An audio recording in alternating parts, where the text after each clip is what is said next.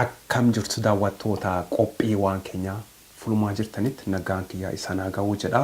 Kun ka daawwachuu jirtanii qophii waan keenya asiitii YouTube irraa kaasanii darbu galatooma ulfaadhaa horaa bulaa. Qophii waan keenya har'a irraati kaasaa deemu obboleessi keenya tokko Jawaar Mohammed interview kennee ture. Interview suni radio afaan Itoophiyaa kaasootti tokko SBS ka jedhamtu Australia keessa ka jirtuudha. Jawaar interview isaa wajjin godheedha. Interview sallaachisee anis gaa yaada kiyya akka nama tokkootti akka Oromtichi tokkootti yaada kiyyaa isa wajjin sheerii godhuu deemaa isanaaf hireedha na wajjin turaa isaniin jedha.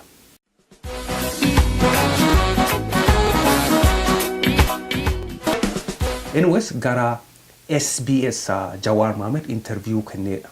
SBS irratti reedoon kuni Australia ka jiruudha. Qophii afaan Amaariffaa yes Amahric Itoophiyaa afaan Itoophiyaatiin Jawaar keenya interview kenne.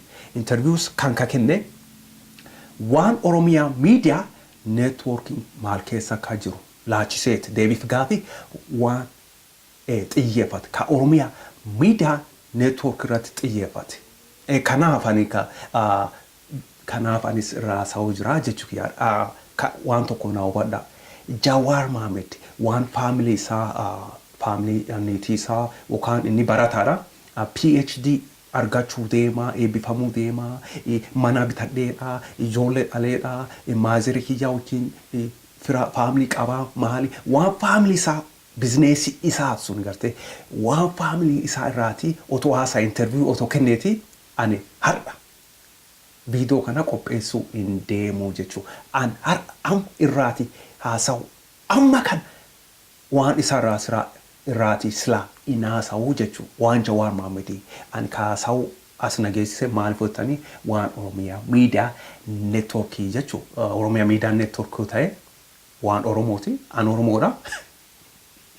Kanaaf na laachisaa jechuudha. It concerns me. It becomes my business. Lucky waan Oromia media network interview kenne si laachisuudha. It doesn't concern you. It's none of your business. Jawaar Mohammed yookaan namooti bira yoonaan jedhanii na lucky dogongortaniidha. Lucky dogongortaniidha. It concerns me. I am Oromo, and if you gonna give interview in Amharic in Ethiopia about Oromia Media Network, you know what? I have something to say.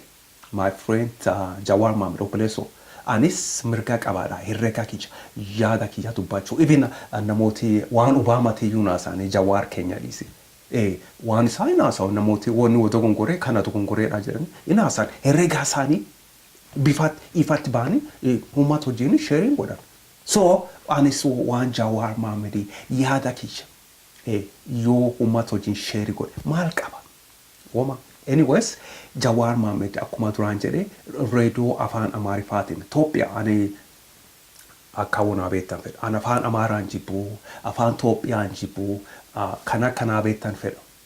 Garuu Jawaar Mohammed kanaan dura namoota miidiyaa hedduurratti miidiyaa afaan Oromootis ka afaan Amaariffaa afaan Itoophiyaa interview kennaa ture Jawaar Mohammed kanaan dura Oromia media network otoo injaaramin duraanii obboleessi keenya dictatorin keenya dictatoroota maal Jawaar Mohammed dictator keenya bara obboleessoo maal rakkoon maalti jiraare maal fitta soota jedhe Jawaar Mohammed take it easy, relax. Kanaan dura Jawaar Mohammed Oromia media network otoo injaaramin duraanii interview kennaa ture afaan media afaan Oromootinis TV radio afaan Amaariffaatinis afaan Itoophiyaa isa hundumaan kennaa ture. Kun Oromia media network otoo injaaramin duraan tolga durataa dabarsinu forward amma Oromia media network injaarameedha. Jawaar Mohammed interview ka kennu Oromia media network irratti qofaadha. Akkuma isaan hundumtu beeku. Anis beeka, atis beekta, ishiinis beekti, innis beeka. We all know. Hundumtu beeku. Interview ka kennu Oromia media network irratti qofaadha. Maaliif achi kennootani ka suni TV isaati jechuu dandeenya harka isaa jiraadha. Isaatti kontroolii godhaa gaafiif deebisuun hundumaa isaatti qopheeffateeti gaazexeessaa gaazexeessaa harka isaanii jira hundumtuu nama isa jalatti buluudha kaajaaju gooftaan isaadha. Sun hundumtuu hin beekna namooti hundumtuu hin beekan. yaa hin beektu moote maal gooftaa isaaniiti Jawaar Mohammed. Anyways Jawaar Mohammed interview afaan Amaariffaatiin yoo kenne that's okay, there's no problem. Interviews ni akkuma duraan jedhe waan Oromiyaa miidiyaa networkii laachiseeti deebiif gaafii afaan Amaariffaatiin SBS SBS irratti interview kenne Oromia Media Network laachise obboleessi keenya Dictator Jawaar Mohammed kenneedha. Tolega ken afaan Oromootiin interview miidiyaan afaan Oromoo isa affeeranii turani akkuma beektan miidiyaa maqaa dhaawuun fedhu Jawaar Mohammed miidiyaan afaan Oromoo Oromia Media Network eegi jaarameen booda waan Oromia Media Network laachise deebiif gaafii miidiyaan afaan Oromoo isa affeeree ture Jawaar Mohammed. Maal Jawaar Mohammed hin beektu na laachisuudha lakki anaamutii kaatti gaafatama excuses after excuses dhiyeessaa ture maaliif interview maaliif fakkiin kennine deebi'ee dictator Jawaar Mohammed interview kennu dideedha namooti baay'ee abdii kutatanii deemanidha. Waan Jawaar Mohammed kaasuu dhiisanidha miidiyaa kana qofa malee namicha kana I don't know maybe namichi kuni Jawaar Mohammed inaaffee ta'uu danda'a hin beekamu you never know. Anyways Jawaar Mohammed akkuma duraan jedhe miidiyaan afaan Oromoo hundumtuu saffeere didateedha. Garuu Jawaar Mohammed interview waan Oromiyaa Media Network maaliif isa kennu feesise miidiyaa Itoophiyaa irratti afaan Amaariffaatiin maaliif kuni feesise jennee wal gaafachuuf feesisaadha. I think akkanuma tokkotti tolega afaan Amaariffaatiin waan Oromia Media Network laachise herregisaa hoo kenne afaan Oromootiin immoo miidiyaa Oromia Media Network irra otoo hin ta'in kabiraa irratti afaan Oromoo irratti dhiyaatee deebiif gaafii waan Oromia Media Network yoomi nuu kenna laata Jawaar Mohammed I will be waiting for that day. Ani ineekadhaa jechuudha. Yeroonni interview kenna waan Oromia Media Network laachise afaan keenyaan afaan Oromootiin interview ni kennu injiraadha miidiyaan guuteedha. Olias dus email godhe dubbisetiin interview kennu fedha miidiyaa walaba kataya not Oromia Media Network but like Oromia Media Network arkaasaa jiraadha hundumtuun beeknadha arkaasaa jiraadha inni dictatorida sun namoota hundumtuu beeku. Jawaar Mohammed daawwachuutu jiraatu obboleessa keenya dictator keenyadha.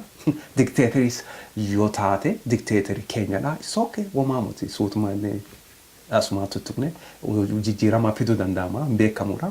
Garuu yoom interview kennita afaan Oromootiin Oromia Media Network laachise yoom when yoom namooti immoo ati lakkii Jawaar Mohammed kenna dhiisii naan jettanii it's okay wamaamutidha suutecha namooti baay'een duraanii dafanii aaraanii turani namooti gari maa jiru ati Oromoo mootii maarree jiru yeroo waan isaan fedhanii wamanxasite sabboona keenya maarree jiru garuu waan isaan feene wamanxasite immoo inaaran dafanii aaranii ati Oromoo mootii namaan jiru obboleessoo Oromummaa waan annamaa kennuu hin danda'u bar Oromummaa atis naa kennuu hin dandeettuuf ishiitis namni tokko Oromummaa waan namaa kenne nambiraa fudhachuu waan akkasii mot Oromummaan Oromoo immoo namni ka ta'u karaa hedduu dhalootaan ta'uu danda'a dhiiga guddifachaa jira